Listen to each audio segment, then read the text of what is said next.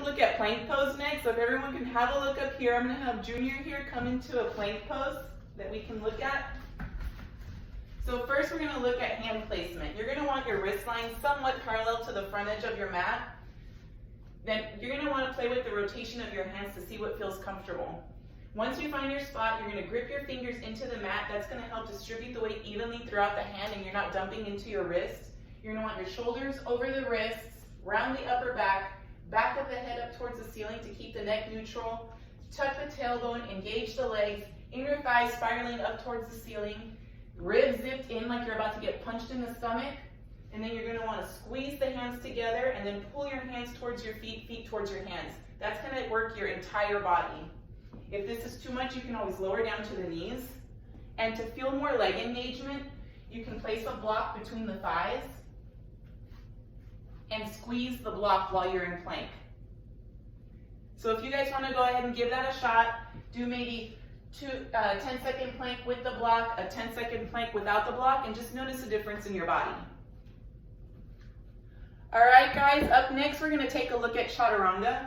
So to set up in Chaturanga, you're just going to want to come into your plank pose like you did earlier.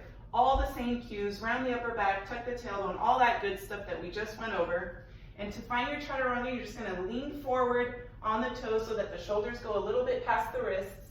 And then you're going to bend the elbows back to a 90-degree angle, elbows graze the ribs, and then push back up, hollowing out at the top. If you want, you can always drop down to the knees. And then one way to find muscle memory for that 90-degree angle in your arms is to place the blocks on the high side, an inch or two in front of your hands. Find plank pose, lean, and then go ahead and tap your shoulders on the blocks and then push back up. So go ahead and give that a shot. Do maybe 2 or 3 Chaturangas with the blocks, 2 or 3 without the blocks, and just notice the difference in how deep you're going.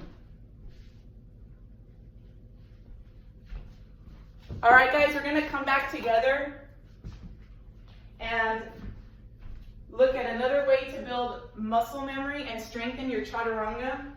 So if you want to go ahead and come into your full plank pose, oh, not yet. We're going to use the strap. So everyone should have a strap nearby. We're going to use the smaller loop. You're going to adjust it so that it's shoulder to shoulder tip distance. And we're going to wrap it around the arms, right above the elbows, buckle away from the skin so you don't get pinched. You're going to come into your full plank pose, on or off the knees.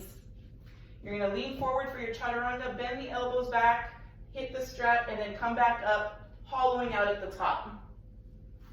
You can always drop down to the knees too if you need to. And then hollow out at the top. So go ahead and give that a try, guys. Do 2 or 3 with the strap, 2 or 3 without the strap. The strap is just going to keep you from bringing your elbows wide. And that's it.